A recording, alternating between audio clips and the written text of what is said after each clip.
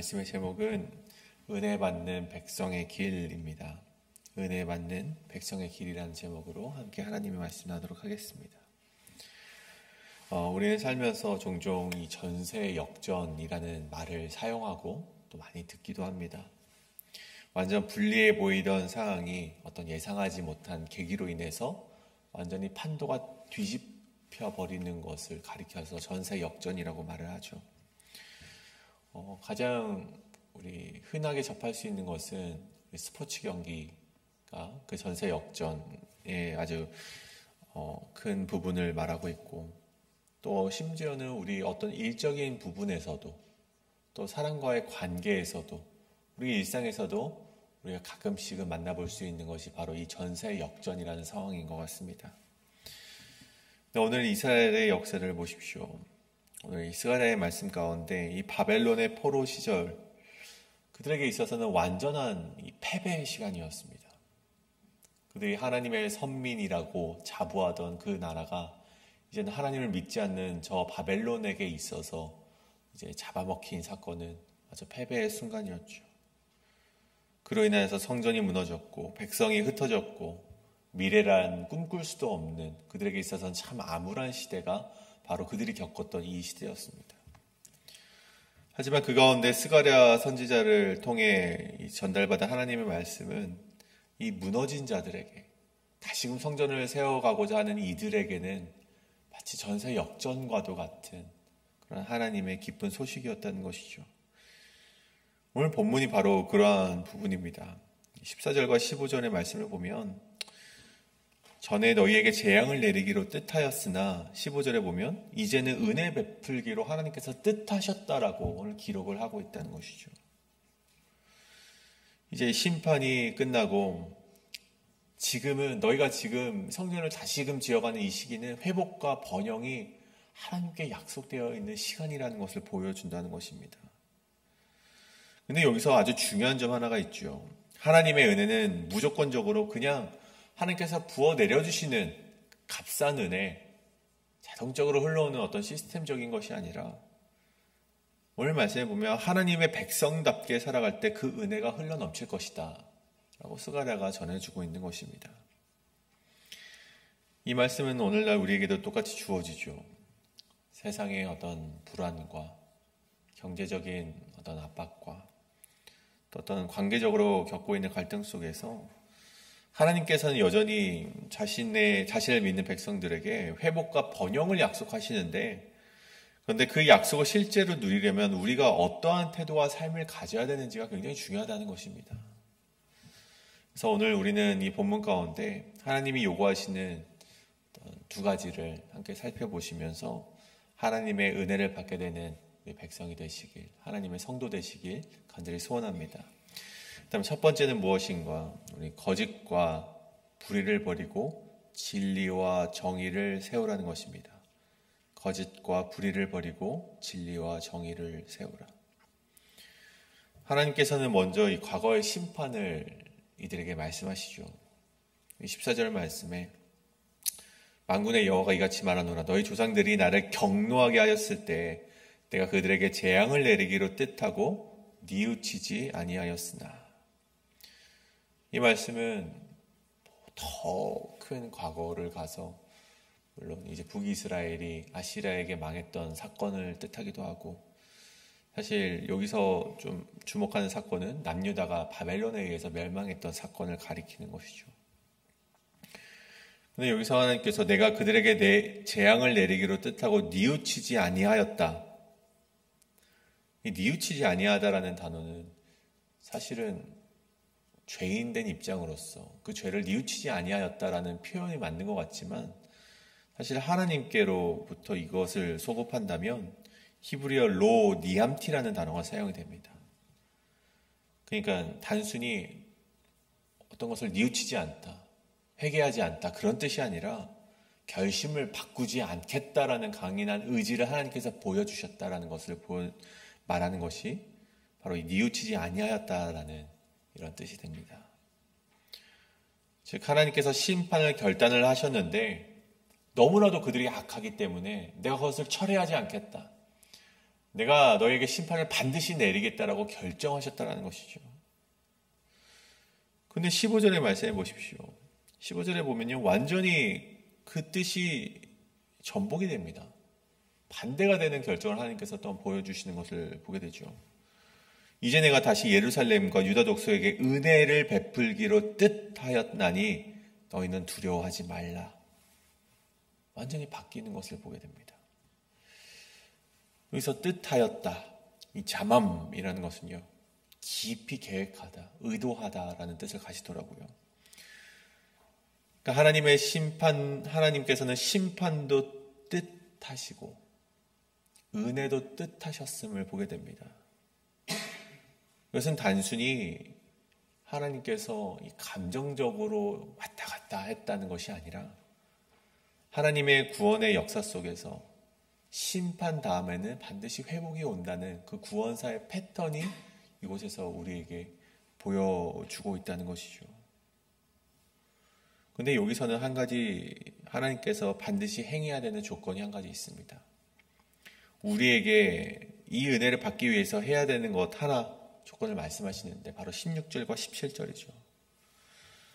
하나님은 은혜 받을 백성이 지켜야 될 삶의 기준을 말씀하시는데 16절에 너희가 행할 일은 이러하니라.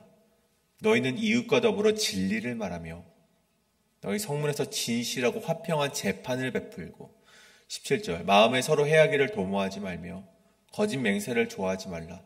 이 모든 일은 내가 미워하는 것이니라 여호와의 말이니라. 여러분, 총 하나님께서 4가지 정도를 말씀하셨습니다. 너희가 이제는 심판을 내가 재앙을 이제는 없애고 너희가 은혜를 베풀기를 원하는데 너희가 행할 것들은 이러한 것이라. 4가지인데 첫 번째 무엇입니까? 이웃과 더불어 진리를 말하라는 것이죠. 단순히 거짓 없는 사실이 아니라 신실함과 성실함을 뜻하는 우리 에메트라는 단어. 너희가 그것을 행해야 된다. 이것뿐만 아니라 정의를 행해야 되는데 이것은 하나님의 성품에서 나오는 바른 질서를 말한다고 합니다. 단순히 도덕적인 윤리를 지키라는 것이 아니라 하나님의 백성으로서 하나님의 나라의 질서를 만들어 가라는 것이죠. 너희에게 필요한 것은 이웃과 더불어 진리를 말하고 진실한 하나님의 재판을 베풀라는 것입니다. 특히 17절 후반에 나오는 이 2 명령은요, 마음에 서로 해하기를 도모하지 말고 거짓 맹세를 하지 말라. 이것은 이 히브리 원어를 보니까 단순히 육체적인 피해뿐만이 아니라 해한다라는 것은요, 어떤 정서적으로 또 영적으로도 그렇게 사람들에게 해야 하는 것을 말합니다. 근데 그런 것을 도모하지 말라라는 것이죠. 머릿속에 치밀하게 계산하고 계획하지조차 말라는 것입니다. 하나님께서는 행동하기 이전부터 마음속으로 악을 설계하는 것 자체만으로도 하나님은 그것을 금하시고 계시다는 것을 오늘 말씀이 이야기하는 것이죠. 또 거짓 맹세를 좋아하지 말라는 것, 그것은 진실을 왜곡하지 말라는 것입니다. 이 구약시대의 이 맹세라는 것은요, 사실 하나님께 이제 그것을 고하고 하나님을 증인으로 세우는 행위였다고 합니다. 근데 이것이 만약에 거짓과 이 결합이 된다면, 거짓 맹세를 하게 된다면, 그러면 이것이야말로 하나님의 이름을 더럽히게 되는 행위라는 것이죠. 그러한 행위들을 하지 말라라는 것입니다. 당시 유다 공동체는 성전 재건을 시작을 했습니다. 오늘은 사실 우리가 알고 있듯이 스가랴는 영적인 어떤 그들의 신앙생활을 리빌딩하는 과정이지 않습니까? 근데 학개나 느헤미야 선지자의 말씀을 보면 그곳에서는 실제로 성전 재건 가운데 어떠한 문제가 일어나고 있었는지에 대해서 우리 가감없이 보여주고 있습니다. 부자들은 가난한 동족들의 땅과 재산을 고리 잡아서 고리대금업을 해서 심지어는 자녀들까지도 판매해야 되는 정말 그러한 일이 서슴지 않고 일어나고 있었습니다. 뿐만이 아니라 어떤 재판이나 계약에 있어서는 정말 그들이 거짓이 만연해서 서로의 말을 신뢰하지도 못하고 심지어 같은 민족임에도 불구하고 저들이 망하길 바라고 실패하기를 바라는 마음들이 그들에게 있었다는 것입니다. 그래서 오늘 말씀에서 너희는 성문에서 진실하고 화평한 재판을 베풀라라고 하나님께서 그토록 그들의 명령을 하셨다는 것이죠. 여러분, 이러한 상태에서 여러분 성전 건물만 세워진다고 해서 하나님께서 기뻐하시겠습니까? 그렇게 착취를 당하고 있는 백성 가운데 건물이 세워졌다고 해서 누가 기뻐할 수 있겠습니까? 오늘 하나님께서는요, 그런 백성의 마음 속에 있는 먼저 그런 불의한 마음들, 거짓된 마음들을 제하여야지만이 성전이 재건되었을 때 참으로 기뻐할 수 있다는 것을 오늘 우리에게 말씀해 주고 있다는 것입니다. 여러분, 오늘 교회도 마찬가지죠. 늘상 얘기하는 것이 무엇입니까? 예배당이 아무리 번지르르하고 여러 프로그램이 많고 성도들이 많아진다고 할지라도 여러분, 그 가운데 진실함이 없고 성실함이 없고 정의가 없고 거짓된 맹세들이 만연한다면 어찌 그 교회당이, 그 교회가 하나님 아버지의 기쁨이 가득한 교회가 될 수 있겠습니까? 여러분, 하나님의 은혜를 누리는 길은요, 단순히 성전만이 세워지길 기다리는 거, 알아서 그냥 이거 건물 세우면은 우리가 다 행복해질 수 있겠지, 그런 것이 아니라 우리가 그 은혜를 만들어 가야 된다는 것입니다. 이것은 우리가 구원을 스스로 받을 수 있다, 그런 것을 말하는 것이 아닙니다. 하나님 아버지께서 은혜를 베푸실 텐데 그 은혜를 받을 수 있는 통로가 되어야 될 텐데, 우리가 그 통로가 되는 길은, 우리가 은혜를 받을 수 있는 길은 진리와 정의와 거짓 맹세가 없이 정말 우리가 서로 사랑을 도모하고 화평을 도모하고 은혜를 받을 만한 사람으로서 걸어가야지만이 하나님의 은혜에 합당한 삶을 받을 수 있다는 인생이라는 것입니다. 오늘 하나님의 은혜를 베푸시는 백성으로 살아가기 위해서 우리가 하나님의 백성다운 모습으로 살아가시는 저와 여러분 되시길 간절히 소원합니다. 이웃과 더불어 진리를 말하시고 진실하고 화평한 재판을 베푸시고 서로 해하기를 도모하지 마시고 거짓 맹세를 좋아하지 않는 우리가 되어서 하나님이 주시는 은혜를 간직하며 우리 교회 가운데 그 은혜를 베풀며 살아가시는 여러분 되시길 간절히 소원합니다. 그 다음에 두 번째는 무엇인가? 세상의 민족이 부러워하는 하나님의 백성이 되라는 것입니다. 세상의 민족이 부러워하는 하나님의 백성이 되라. 18절과 19절에 보시면 이 금식에 대한 이야기가 나오죠. 이제 하나님에게 이제 했던 금식들이 굉장히 슬픔 가운데 행해졌던 금식인데, 이제는 그 금식들이 장차 기쁨과 희락과 즐거운 절기들이 될 것이다라고 이야기를 하고 있습니다. 여기서 이 금식은 바벨론 포로 시절에 예루살렘의 성전이 파괴되고 성벽도 함락이 되고 그런 어떤 민족의 비극적인 날들을 기념하던 날이었습니다. 하지만 오늘 하나님의 말씀은 그 슬픔의 날들이 뒤집어져서 기쁨과 축제의 날로 바꾸시겠다고 하나님께서 약속하시는 것을 보게 된다는 것이죠. 이것은 단순히 슬픔이 사라진다라는 의미보다는 이 슬픔이 하나님 안에서 새로운 의미로 변화된다는 것을 말해주고 있습니다. 하나님이 행하시는 회복은 상처를 덮는 것뿐만이 아니라 이 상처를 증거 삼으셔서 너희가 과거에 그 잘못했던 그 나날들을 이제는 그냥 내두시고 이제는 너희가 뉘우쳐 다시금 그것을 증거로 삼아 영광으로 하나님께서 바꿔주시겠다는 약속을 말하는 것입니다. 여러분, 이 변화가 가능한 것이 어떤 이유에서입니까? 19절 하반절에서 우리 나올 수 있습니다. 19절 하반절에 보시면 오직 너희는 진리와 화평을 사랑할지니라. 너희가 진리와 화평을 사랑할 때, 너희가 이것을 가지고 살아갈 때 이것을 하나님께서 주시는 정말 영광을 맛볼 수 있다는 것이죠.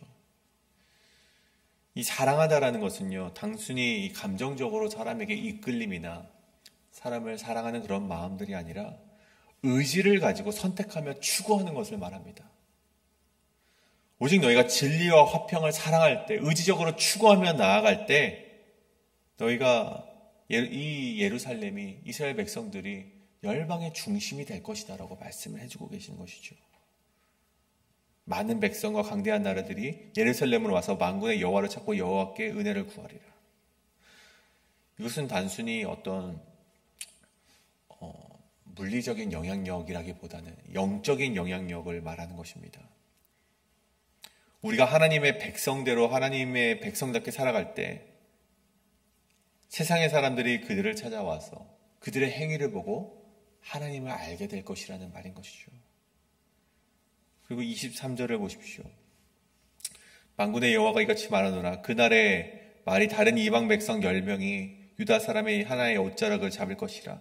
곧 잡고 말하기를 하나님이 너희와 함께 하심을 들었나니 우리가 너희와 함께 가려 하노라 하리라 하시니라.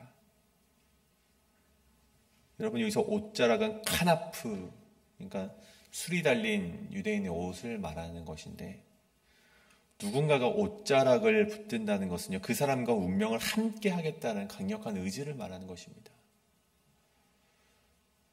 여러분, 예수 그리스도의 옷자락을 만질 때 나음을 얻었듯, 여러분, 그 사람의 옷자락이라도 만진다는 것은요, 그 사람에게 의지를 한다는 것이고 그 사람과 함께 간다는 것을 의미한다는 것이죠. 즉, 하나님이 함께 하시는 백성의 삶은 주변 사람들에게 함께하고 싶은 존재로 비춰진다는 것입니다. 왜냐? 그 사람에게서 하나님이 함께 하시는 증거를 보았기 때문이죠. 여러분, 오늘날 우리 교회와 우리 성도들이 이러한 영적인 매력을 가지고 있는지 한번 돌아보기를 원합니다. 우리의 말과 행동과 관계와 선택과 우리의 결단 속에서 하나님이 함께하고 계신지에 대한 증거가 나타나고 있는가? 이것은 우리에게 굉장히 중요하다는 것입니다. 우리가 진리와 화평을 사랑할 때 우리에게는 그러한 증거가, 우리에게는 그 열매가 일어나고 있는가? 우리가 그것을 한번 되짚어보자는 것입니다.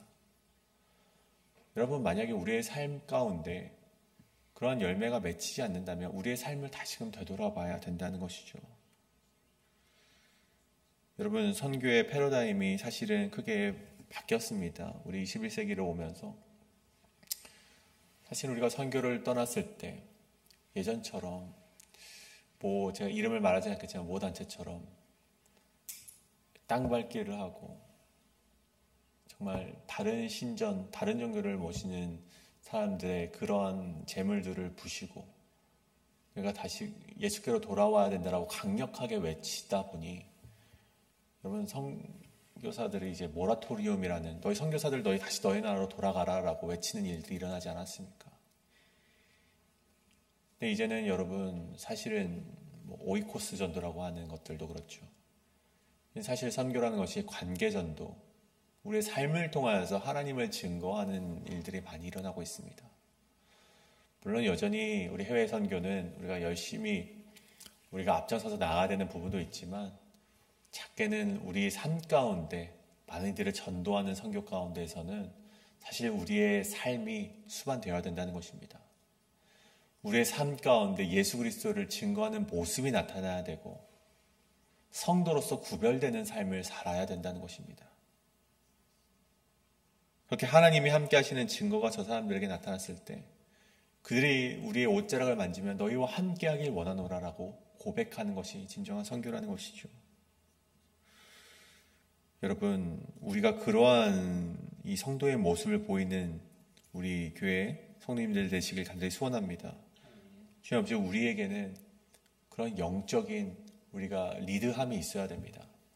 세상 사람들에게 이끌림 받는 것이 아니라 하나님을 믿는 백성으로서 우리가 이렇게 결단하였을 때 우리가 열매 맺히는 삶이 되어서 저들이 보기에, 야, 하나님을 믿는 사람들이 저렇게 살아갈 수 있구나. 하나님을 믿기 때문에 저렇게 형통한 삶을 살아가는구나.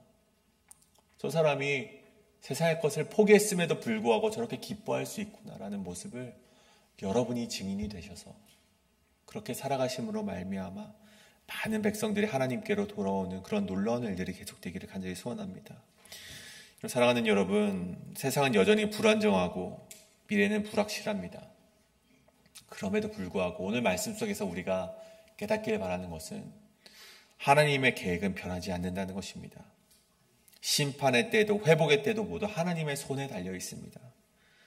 오늘 우리가 하나님의 백성이 되기로 결단할 때 하나님께서는 우리를 통해 열방에게 복 주시는 통로로 사용하실 것입니다. 그러니 오늘 우리 하루, 오늘 기도하실 때 우리의 삶이, 우리의 행동이, 우리의 인생이 세상이 부러워하고 우리의 옷자락을 만지기 위하여서 우리에게로 다시금 돌아오는 그런 인생이 되셔서 하나님의 은혜를 받으시는 여러분의 인생 되기를 간절히 소원합니다. 이 시간 이것을 놓고 함께 이 시간 함께 기도하며 나아가시겠습니다. 기도합니다. 사랑이 많으신 하나님 아버지, 우리가